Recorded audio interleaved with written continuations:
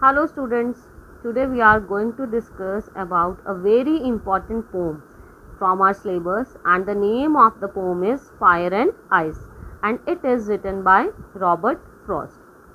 So Fire and Ice is a poem that brings distinction between two things capable of destroying the world.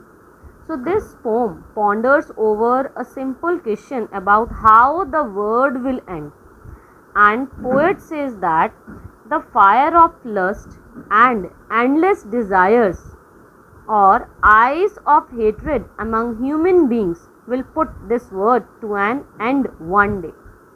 So let's see. Introduction. So Robert Frost's poem Fire and Ice expresses the profound idea that the world would end in either of two ways, either by ice or fire. So both the components are compared with self-destructing human emotions, hatred and desire. So the poem very artistically underpins the philosophy that we let our emotions rule us, and if don't control them, so they will surely destroy everything around us. Similarly, he thinks that the fire and ice both are just as competent in bringing the world to a catastrophic end. Let's see about the first stanza. Some say the world will end in fire, some say in ice. From what I have tasted of desire, I hold with those who favors fire. So these are the glossary words. So hold means agree, desire means a strong feeling of wanting to have something or wishing for something to happen, and favor means support or approval. So some say the world will end in fire and some say in ice. So in the first stanza, Frost introduces us to an argument between two groups of people by using the word some. So here he has not used the word I or he here, he has used the word some say.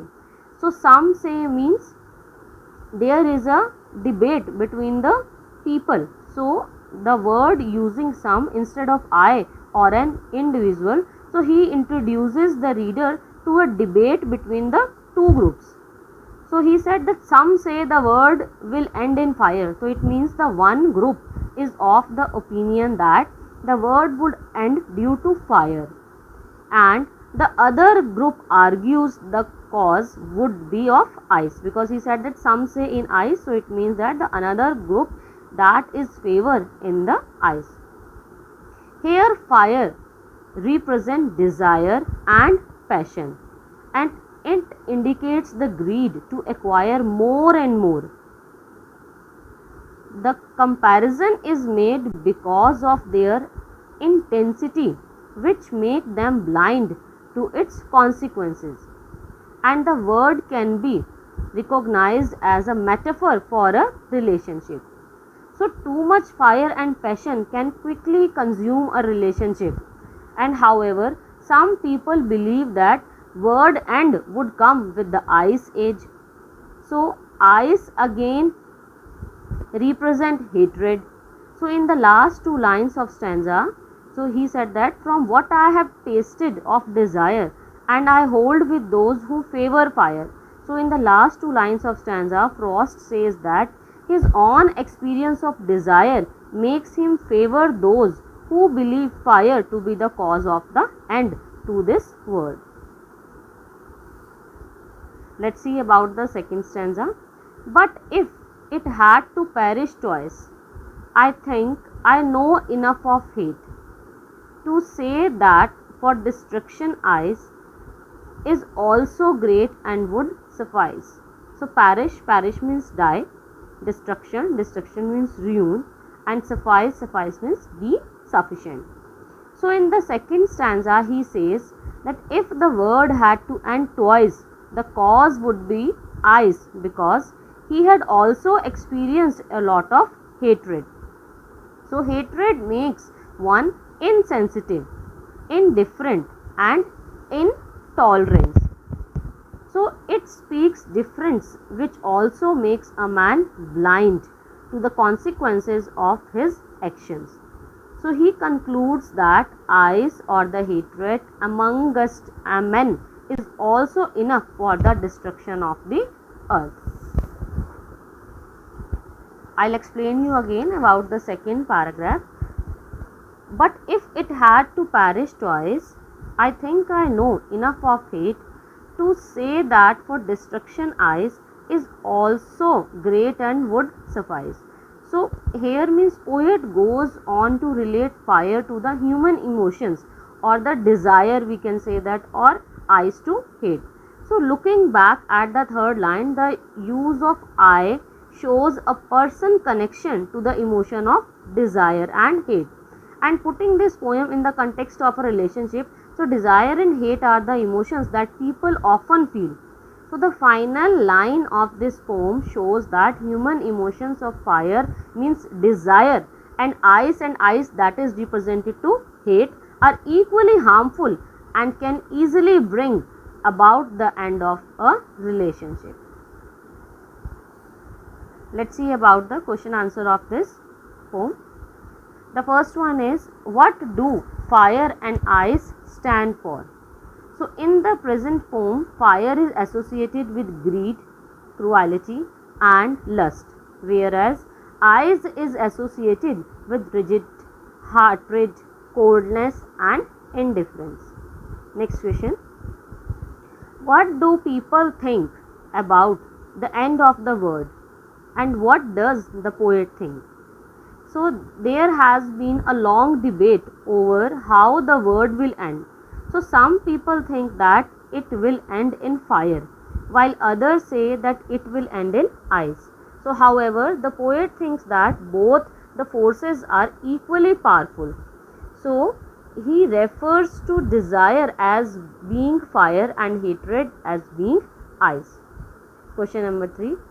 How does the poet keep himself at a as a distance from the controversies of the poem?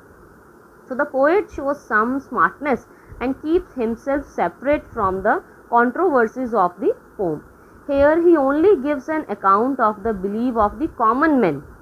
Some people think, again and again he words that some people say or some people think that the world will end in fire, while the other believe that it will end in ice. So the repetition of the word some in this poem tell us about the coolness of the poets from all the controversies. Next question, question number 4.